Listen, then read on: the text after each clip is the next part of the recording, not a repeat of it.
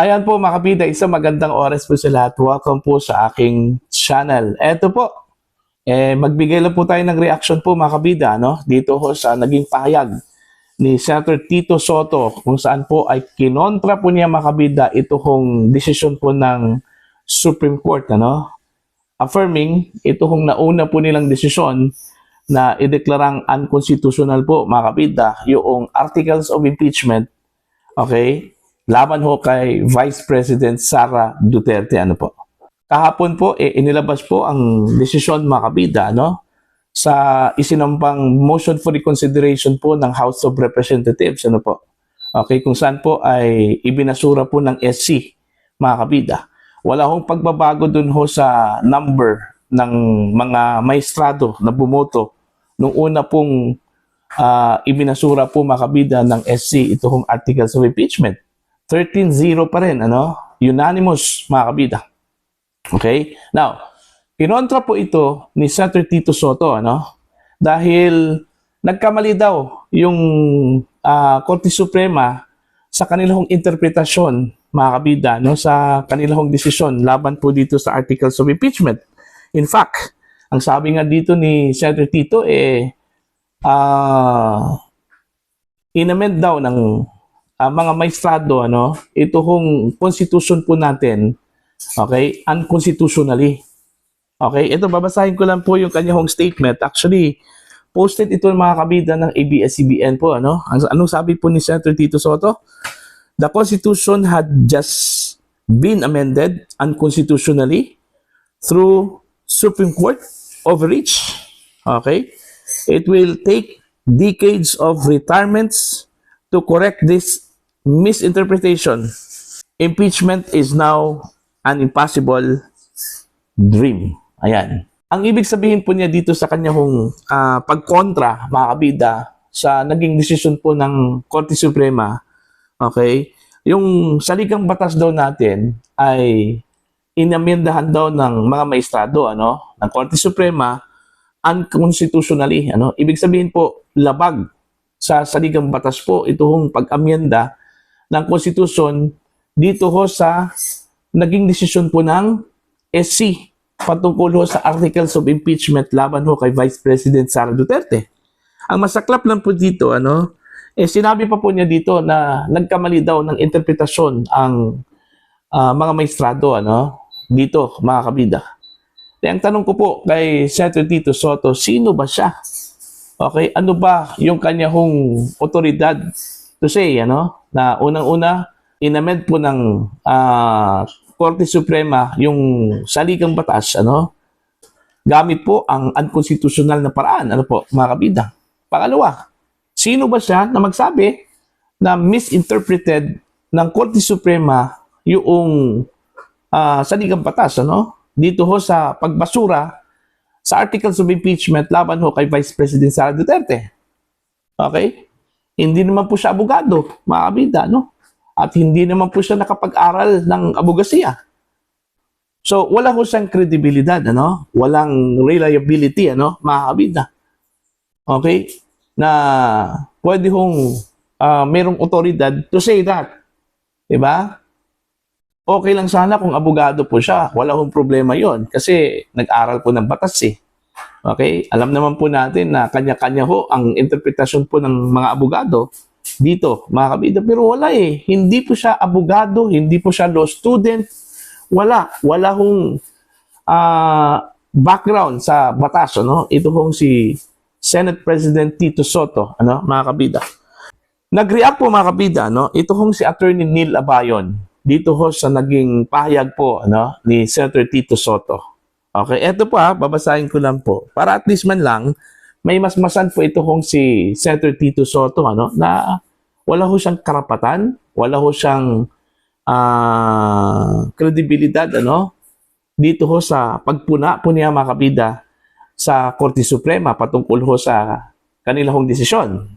Okay? Unang-una po, ano pong sabi po ni Attorney Neil, ano? Babasahin ko lang po yung kanyang isinulat po, ano? Pinost po niya mga kabida bilang reaksyon dun ho sa naging pahayag po ni Senator Tito Sotto. Okay? Eto. With all due respect to Senate President Sotto, he should probably be reminded of the following constitutional law principles. Okay? Ano po ito? Number 1, separation of powers. Malinaw naman po na meron pong separation of powers, ano? Korte Suprema at si Senator Tito Sotto ay presidente po ng Senado, which is under ho ng legislative branch, ano? Ng gobyerno. Okay? Anong sabi po dito sa separation of powers? Therefore, let the Supreme Court do its job of interpreting the Constitution. That is not judicial overreach. Kasi ang charge kasi niya dito, judicial overreach.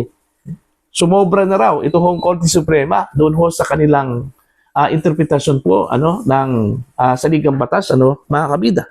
But the Supreme Court performing its constitutional mandate. Ayan, malinaw po yan, ha. Pero ito, medyo sampal po ito, ano, kay Senator Tito Sotto, mga kabida. Also, with statements like this, the Supreme Court can counter that this is legislative overreach. So ito hong ginawa po ni Tito Sotto, kung saan nangingaalam po siya sa trabaho po ng Korte Suprema, malinaw po na isang legislative overreach po ito, ano, mga kabida. Okay? Since a member of a Congress is now making it appear that the Supreme Court incorrectly interpreted the law. Mahiya ka naman po dito, Senate President, ano? Dito ho sa inyong ginawa. Kayo po yung nag-overreach. Kasi unang-una po, hindi po kayo abogado, ano? Pangalawa, miyembro po kayo ng legislative branch. At pinuna po ninyo, okay? Sinabihan pa ninyo ang Korte Suprema na nagkamali sa kanilang interpretasyon, ano? So, malinaw po yan na legislative overreach, ano, mga kabida. Number 2, constitutional supremacy. Ano po ito, mga kabida, ano? Regarding this issue, the Supreme Court never stated that Congress can no longer make its own rules in relation to impeachment proceedings. It simply stated that you promulgate rules in accordance with the Constitution. Those are two different distinct issues, ano? Ang pinagpuputok mo ng butsi po, ano, ni Senator Tito Sotto dito, mga kabida, dahil nangingialam daw ang Korte Suprema dito ho sa function po ng legislative branch, particular na po, ano, sa House of Representatives. Dahil sila po daw yung nag-set po ng rules, guidelines para ho sa impeachment. Hindi naman po sinabi ng Korte Suprema yan, eh. Ang sabi po ng Korte Suprema, mga kabida, kayo, legislative branch, kayo, House of Representatives, please set your own rules sa impeachment proceedings in accordance to our Constitution. Yun yung malinaw po, sinabi po ng Korte Suprema, mga kabida, no? Hindi po sila mismo yung nag-set po ng rules para ho sa impeachment proceedings dyan po sa House of Representatives. Alright? Eto, tuloy po tayo, mga kabida. Stated otherwise, like with any other law, rule, or regulation, it must always conform to the fundamental principles provided in the Constitution, being the supreme law of the land. Internal rules of the legislative branch is not an exception.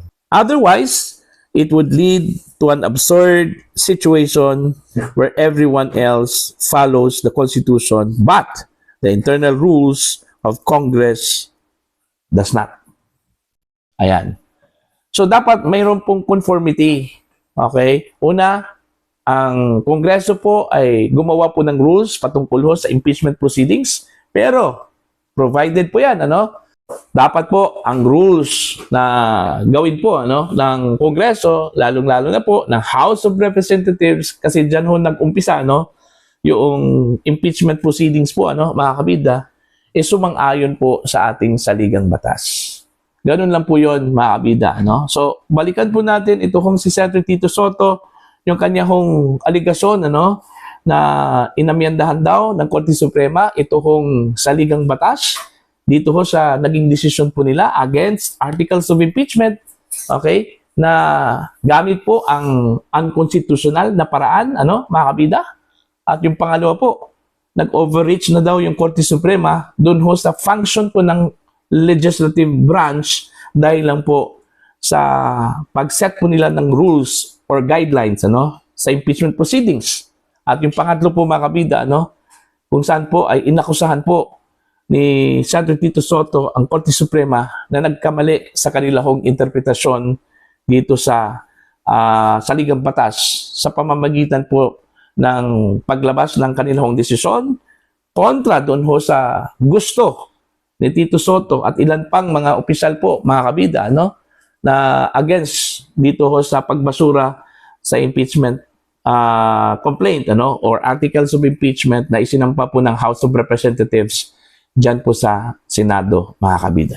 So wala na po silang magagawa ho dito. Kasi unang-una po, ang Korte Suprema is the final arbiter sa lahat ng mga question of law, mga kabida. And since the articles of impeachment is a question of law, kung ito ba ay sumang-ayon sa ating saligang batas o hindi. Para ho sa inyo, mga kabida, ano po ang inyong opinion at pananaw po? Please comment down. Sa mga hindi pa po subscriber sa channel, please subscribe, just click the subscribe button, click the notification bell, click all para updated po kayo mga kabida sa aking mga uploads. Maraming salamat po sa inyong lahat.